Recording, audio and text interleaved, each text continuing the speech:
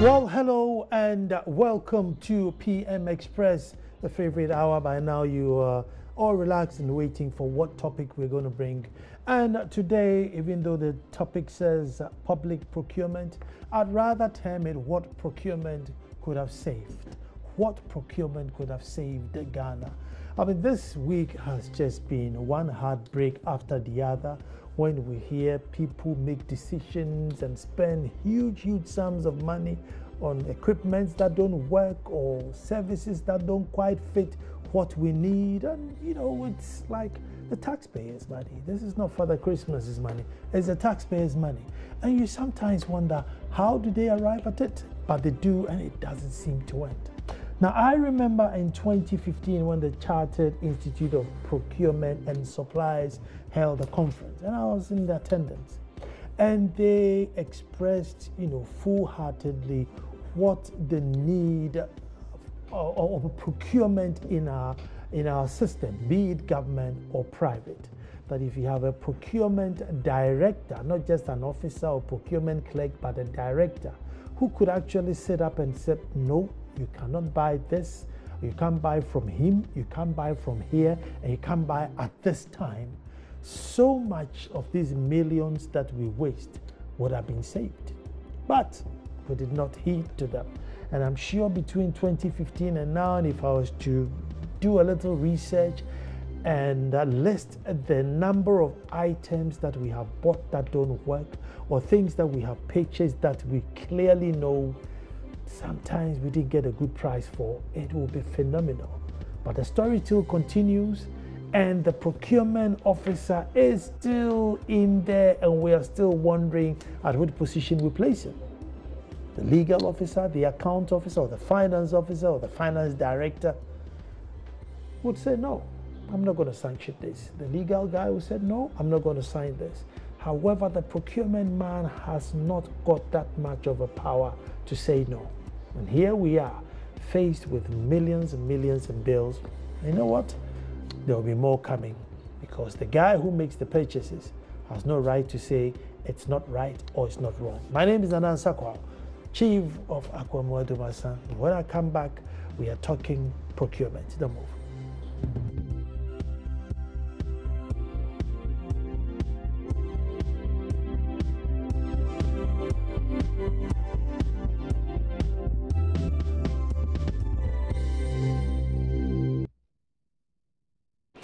Well, thank you very much for staying. And what procurement could have saved Ghana. Now, as a chief, I believe in tradition. So I have with me two stones since I attended the 2015 summit. And everything that they said that, we sort of didn't follow come into place. So I have with me Colin Sapon, who is the president of Ghana Institute of Procurement and Supply. So I give you a bunch of and then I have Colin Sapon, President, Ghana Institute of Procurement, and Simon Annan, Vice President, Chartered Institute of Supply.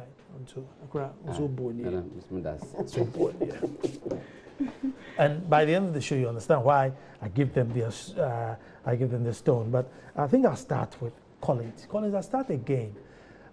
We'll come back to SSNIT and all these issues, but again, the need for us to realize that, apart from wages, everything else falls sort of under procurement. Yes. Apart from just paying your workers, everything seems to fall. So it's a huge chunk of money in any organization, be it state, whatever it is, that falls under procurement. So why don't we see that?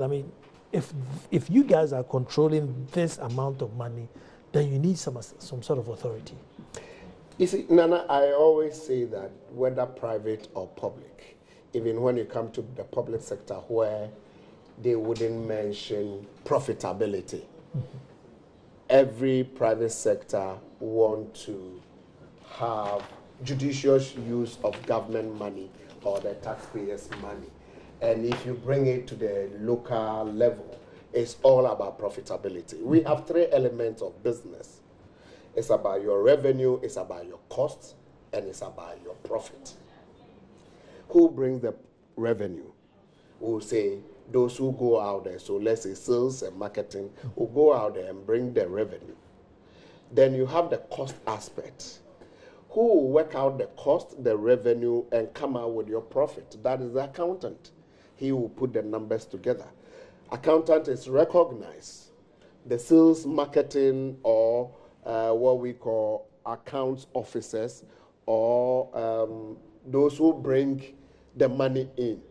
You can have finance minister. He goes out there, come up with all the necessary loan arrangement, bring in the money from the donor agencies. You have GRA collecting money. You have customs collecting money and everything. Then you have Accountant General's office trying to dish out the cost of it.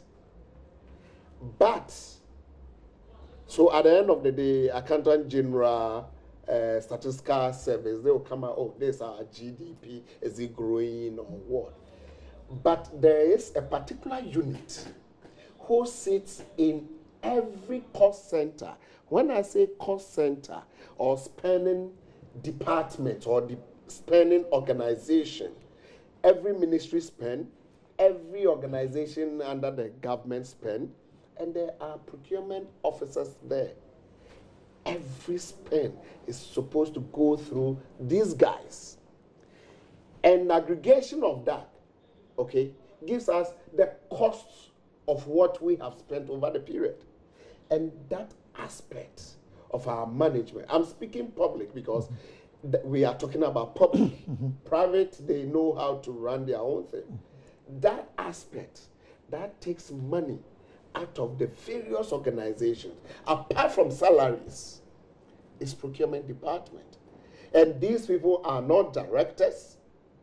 Some places they are even clerks. How can they stop some of these leakages? So you have the revenue side, you have the cost side, and you have the profitability side. But the cost side have been left to rot. And do you know why I feel people are doing that? Because the only way for a director of an organization, the only way the CEO of an organization, the only way a minister or an MP or a DCE can take money out of their outfit is through procurement. Because it will be very difficult to come and inflate your salary so that at the end of the day, I'll come out there and say, hey, Nana, you are supposed to get 20 cedis. I've given you 50 cedis, so give me the 30. The only way all these supposed big shots will be able to take money out of the organization is through procurement. Oh, let's buy. Let's inflate it. Oh, let's come out with a specification that will not fit. Later, we will do extra whatever to it. So if you leave procurement in limbo and the people are not strong to say whatever, we will continue to have what we are having. Hardly can you tell a director of procurement who is powered by the Ghana Statutes or whatever Company Act. You know, directors do go and swear an oath, okay? That if you do want to, so if a procurement director is in there, they will not allow certain things to happen.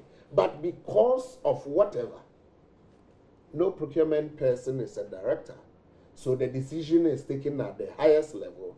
It is brought down and shook, money goes. They come and speak English. At the end of the day, Iyoko, Jim. But we have the law. Our law is over 5 years.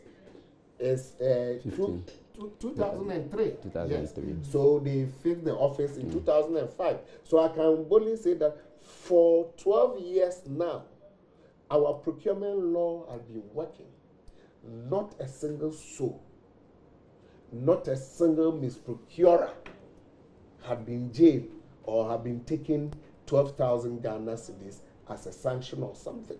So when we hear some of these things, we just say, what are you talking about? You know what to do, but you are not doing it. We are here. Simon, the private sector seem to have gotten it right. Yeah. Even situations where they don't even have a procurement department, where the owner of the business makes himself a procurement officer, they somewhat get it right. So is it purely because the nation's money is not asked? I mean, or is a system failure? What's the big difference? And I thank you very much for this question. I think that the private sector procurement has been run as if there is nothing at stake.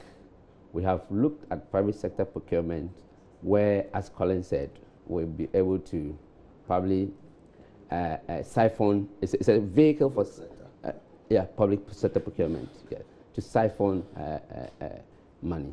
Now, most of the private sector that I know have thrived well because of the way they have handled procurement, because they are mindful of the cost that they incur in every bit of their processes. Now, if you look at the blue chip companies in the world, you could see that the area that they focus on is procurement. Why? Because the salespeople will bring the revenue, but if there's nothing to hold it, it will just go down the drain. So you see that all these companies have structures and processes to manage. Where they don't even have the qualified procurement, there is an inherent systems of control to check all these things. I have worked in a private institution for about 15 years, and I can boldly say that wherever I've worked, I've been able to put processes and systems in place. And for that matter, we'll be able to save the company a lot of money. But when you bring it to the private sector, it's a different, public sector, it's a different ballgame. Why? Because the people who are handling procurement are not, either they are not qualified or they are not given the right status in the organization. As Colin said, if we continue to handle procurement as an operational aspect, and for me, that is what has been going on. And that's the reason why we're having all these issues, because we have relegated the word procurement, the background, and think that, oh, what is procurement? What is procurement? Well, I mean, who are you? And I can boldly tell you that everybody can buy. I was just going to say that procurement simply means buy. Yes, but yes, but now there's also a difference between buying and procuring. The buying is just concentrating on the price of an item. Procuring goes beyond that, and it takes into consideration the strategic nature of it. That's why somebody say, oh, why is that procurement is so complex? It's so complex because we have to make sure that all the controls are put in place properly to be able to get value for money. So yes, the private sector is flourishing because they have understood the word procurement.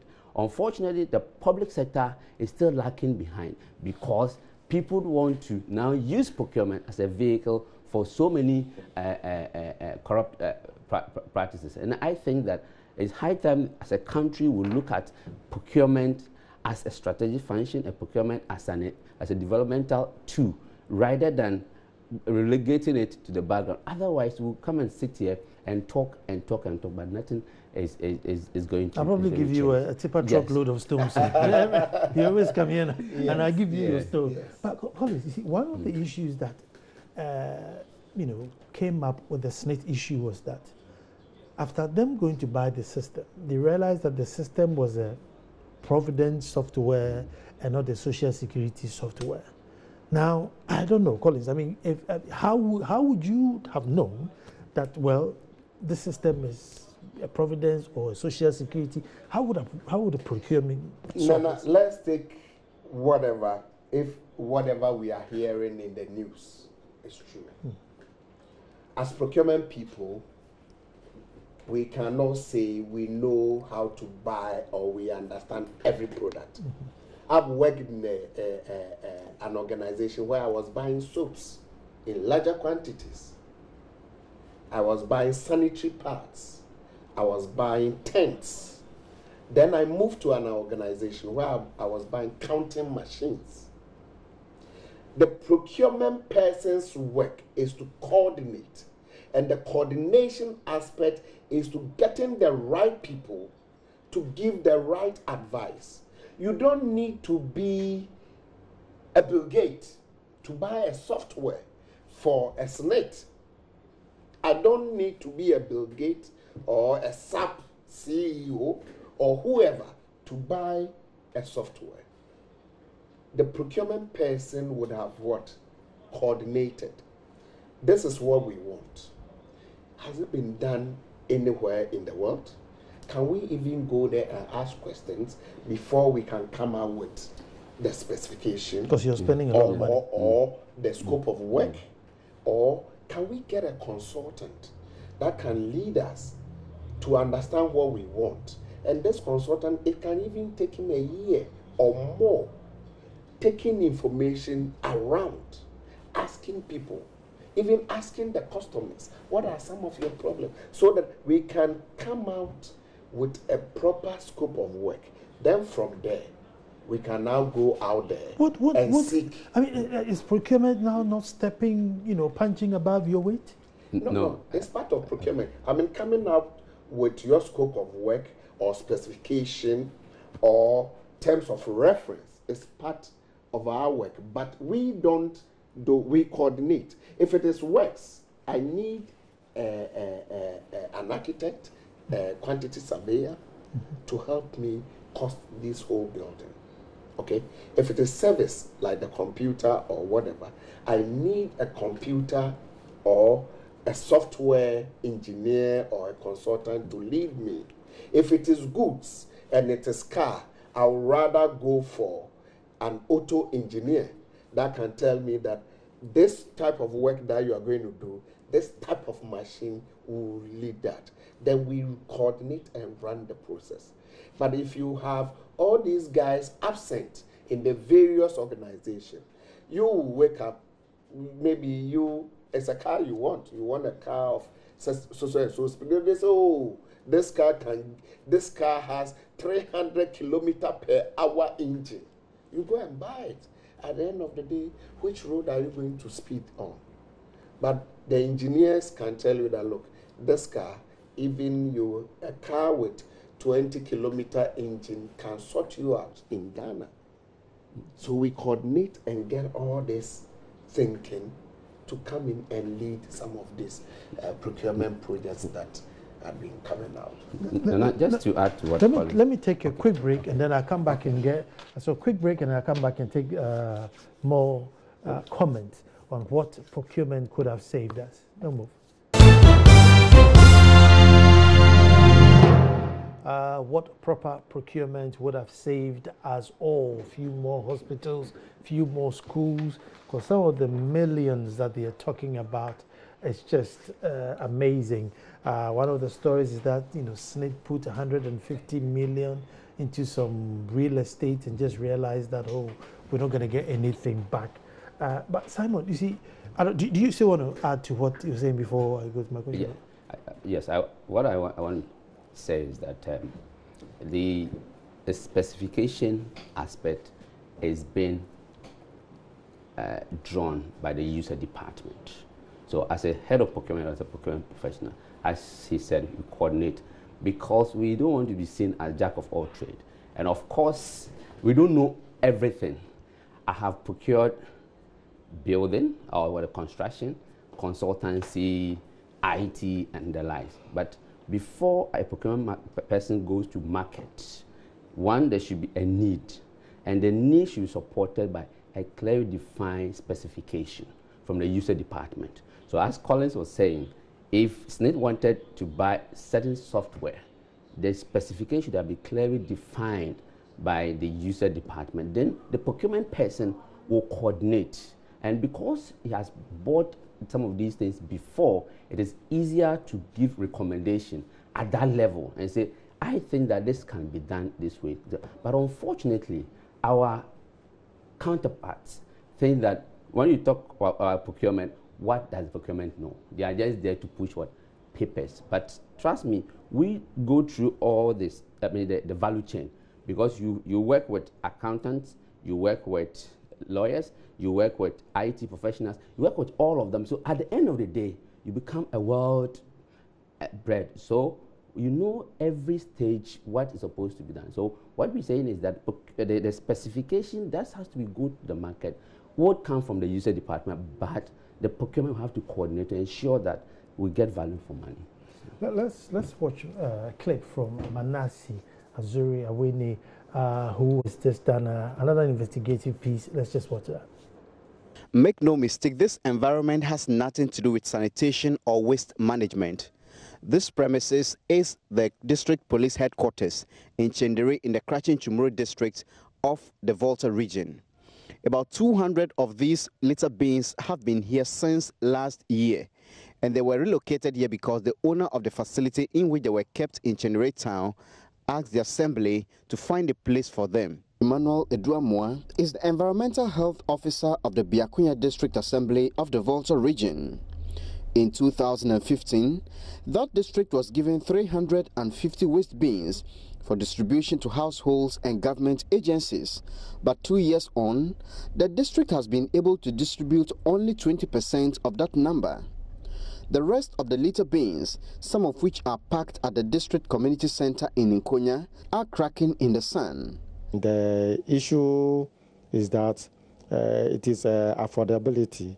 It goes with some cost, and those who are supposed to take them, not all of them can afford the payment of a token of 15 cedis per month. Biakunya is not the only district assembly that has problems distributing the waste bins, which were procured by the Ministry of Local Government and Rural Development for assemblies across the country. At the Tema Metropolitan Assembly, some of the waste bins are still left in the open. In the Volta region, I sighted and filmed piles of waste bins in South Dai District Assembly, Pando Municipal Assembly, Krachi East, Krachi West and Krachi Nchumru District Assemblies. The waste bins in most of these districts are left in the sun and they are being destroyed by the weather. At the Northern Regional Coordinating Council in Tamale, there are bins packed under a tree. In the Upper East region, there are waste bins left in the open at the Bongo and Talensi District Assemblies at the time of my visit. At the old residency of the Upper West Regional Coordinating Council in Wa, a pile of litter bins left there for over 2 years is covered with weeds. The bins are left in the open and they are being destroyed by the harsh weather conditions. The Wa Municipal Assembly, which is a few meters away from here, has not been able to distribute some of the litter bins. There are hundreds of them left in the open at 2 separate locations, the residences of the Municipal Coordinating Director and the Municipal Finance Officer. The Wa Municipal Environmental Health Officer, George Arthur, says the municipality started the distribution through Zoom Lion. When we supply people individually, like some of these political organs, former MCs had to give them. They were, whenever we go out on this our premises inspection, we see that some of them will pack them in the house and store in water. I was able to organize my environmental officer. We went to run all those people and we treat them back. They were using it for water? Yeah, they were using it for water. Says there are about 500 waste bins left, but they are all broken because of the long exposure to the sun. Some of the assemblies, especially those in the rural areas, say their districts have no need for them. Apart from schools and a few government institutions, individuals prefer their own portable containers in which they can carry their refuse to the communal waste containers for dumping. In some of the districts, the residents who clamored for the litter bins were using them to store water.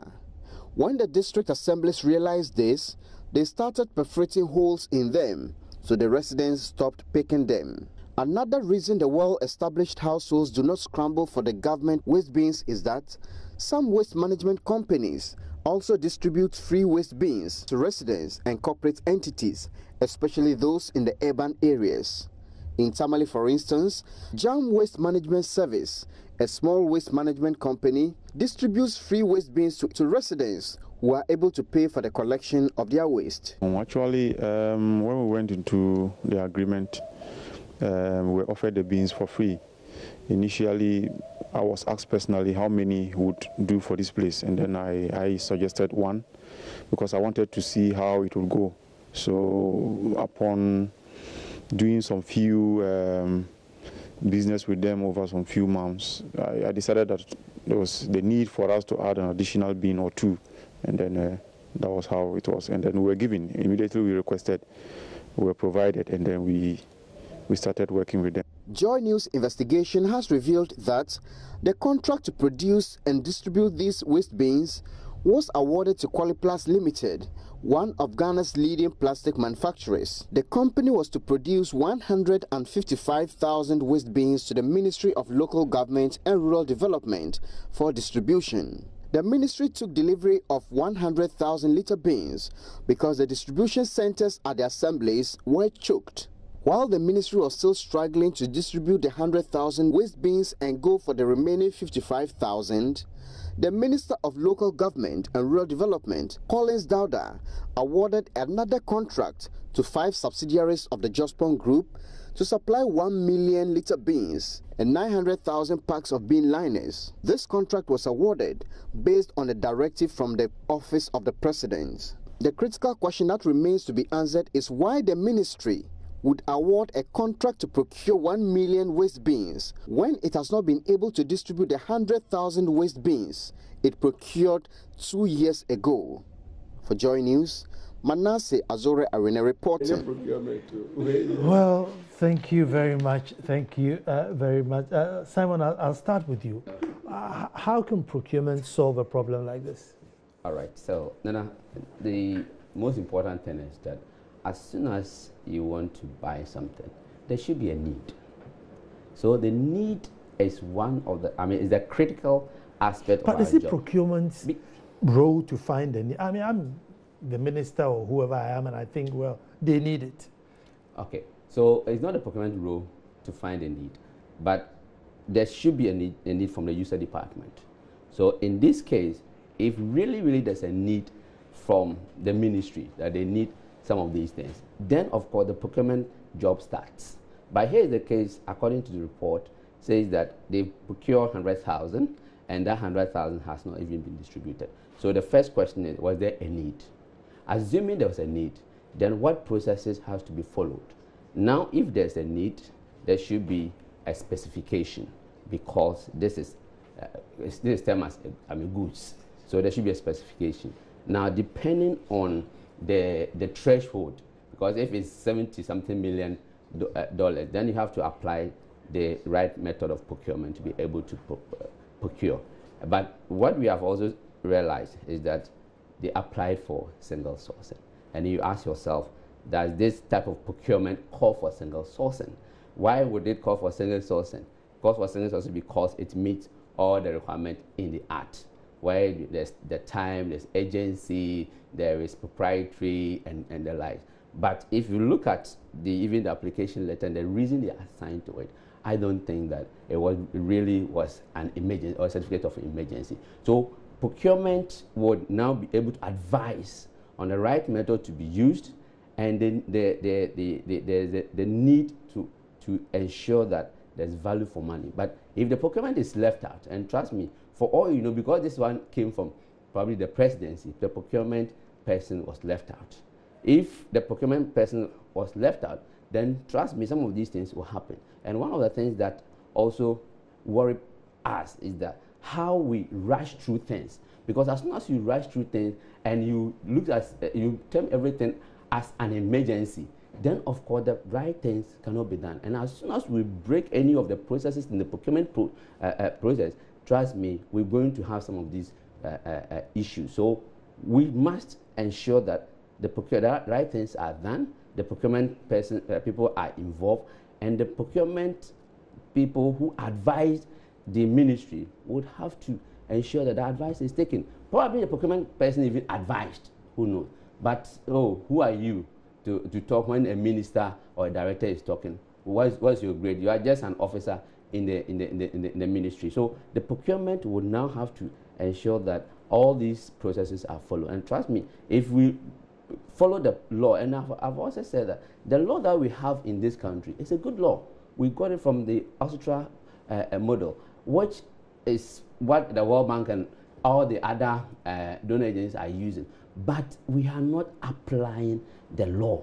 So if you're applying for a single source, what does the law state on the single source? And you go according to the law. But if you don't do that, then of course some of these things are going to happen. You know. Wait, Collins, I'm just trying to find out, you know, if this scenario happens and you are the procurement guy, you then issue a letter to say, look, I beg you, maybe last year I bought you 100,000, you haven't distributed it, and now you want 1 million. I mean, would you be justified to say that? Well, you bought it. I mean, I'll distribute it when I want to distribute it. Just buy me 1 million more. You see, it all comes to the power. Where I say within the private sector, I will be able to say that, look, can you show me your distribution list and who received this item? Granted, the power is there. Whoever is the procurement head would have asked the minister or the district chief executive, can I have the distribution list signed by the DCEs or the general services managers at the various districts that, okay, we receive 10,000, we've distributed them, and we need 5,000. So like the need that Simon mentioned, the need will not come from the minister sitting in Accra. The need will be an aggregation of requests from the various districts. But like he said, if you don't have the power and your minister calls you to his office and mentions, okay, we are buying 1 million, how dare you ask him, but I understand you have 100,000 sitting in so and so district. They won't mind you. So all I am saying is empower the people who can ask the right questions and who can act on the right answers. Until then, I know certain professionals, you can't tell them to do what they are not ready to do. You need to defend it. And at times we say, okay, you are the boss. Okay, instruct me, send me a letter or send me a mail telling me that I have given you this advice, but you are still insisting that I should do it this way. Once you do that, I'll go ahead. And within the private sector, we do that a lot. I'll go to my boss and say, okay, you want me to do this? I've told you this, how it should be done. Okay, you are the boss. Just drop me a mail. And it's there, mostly. I'll say, just drop me a mail and copy my whatever. As soon as the mail comes, my subordinate or my staff want to see me say, so and so, action, or for your action. Until I say for your action, he or she will not move. But within the public sector, do we do that? Do the procurement guys have that power to ask a minister or a DCE or an MP or a CEO or a director general that do 1, 2, 3 for me? All that I'm asking, give the right people the right power to move the procurement process. If not, Nana, next year, 2018, August, we'll come back here. If we have life, we'll still be discussing this. Give the right people the right power and for them to do the right thing, period. It's not rocket science. Buying right is not rocket science. I want to take a quick break, and then when I come back, and then I'll find out, we seems to, get a special prosecutor in, get this in, get that in. So we're sort of strengthening the end bit and not the outgoing bit. We'll come back and see how we can solve that problem. Don't move. Well, discussing some of this heartening things, which, obviously tax money is being used for. And just before the break, I was just saying, we have this insatiable habit of closing the barn door after the horse is bolted away. Instead of protecting what we have, we say, you spend it, and I'll get a special prosecutor to come and, try you, or Iyoko or something. I don't know how else. What do you think would happen for us to realize that we need to bolt the door before the horse goes away? Okay. No, you see, prevention, they say, is better than cure. When you have the professional there, the professional is looking at his reputation, he's looking at his certificate, he's looking at his name, okay? And therefore, before he will fault, he will think through it. And most of the professionals, hardly would they put their reputation on the table for even 1,000 cedis. Okay? So when you get the right people there, irrespective of the enticement, because of their name, their certificate, and their time to come, they won't do some of these things. But there are some people, they are in other professions, but they will come into procurement and strike the deal. At the end of the day, it is the person calling Sapon, bolted, or did a misprocurement. For all you know, I'm a lawyer, so the legal people will not come and take my certificate from me because I didn't use the legal way to do anything. Yes, I practice other things and I fall into problems. I will go back and come back and become a lawyer. Again, the bad guys will also use the process, enrich themselves, and they are ready to go to jail, either by the independent prosecutor or whatever. So all that we are saying as professionals, hardly would an accountant will want to embezzle money for you to jail him and come back and enjoy the booty than to stay and protect his certificate and protect his name as an accountant. But if you are not an accountant, you think that the money is there. You've not signed any code of conduct, nothing, no code of ethics and all. So all that I'm trying to say, get the right people in place, empower them, and they will not cause some of these problems even before you call the independent prosecutor or AG office or IOCO. IOCO is coming in to investigate, to establish the truth, whether money had gone or it didn't go. But everybody knows that the money had been paid. So we are trying to implicate people. If I'm smart, I'll be able to implicate myself, and that's the end of the whole story. So get the right people so that they wouldn't even start or cause these problems. So prevention is better than cure. How do we prevent? Get the right people and give them the necessary powers. Simon, will the right people not red tape? It may take too long. You procurement people now, you want to see this market, the need, all your technical words. I didn't mean ball and atom, you know, and then you're going through. So maybe could that be maybe there's too much red tape in procurement? There are not red tapes in procurement. It is how we apply the processes. Now, if you're going to buy anything, the first of all you have to do your planning. That's why we have the procurement planning there. Now the procurement planning tells you when you need each item of the year. So that's why it's mandatory for all institutions or entities to submit their procurement planning. So before the year starts, you know what you are going to buy. You know the project you are going to work on. So that gives you, a foresight of whatever we're going to do. So if the procurement person is there, because he's been taught about how all these things are done, he's able to do it and do it well. Now, if a procurement person or a professional person is there, that professional person has signed on to Code of Ethics.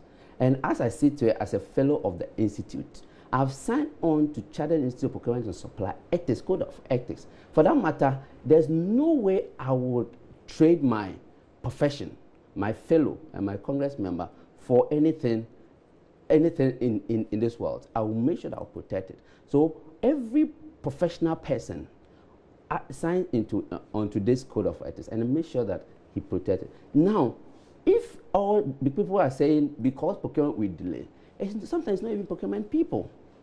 One, the user department may not even be able to decide on what to do. And because sometimes there are unforeseen motives around some of these things that we do, the request will not come to procurement time. But trust me, if all these things are done properly, there's no way procurement cannot be done right.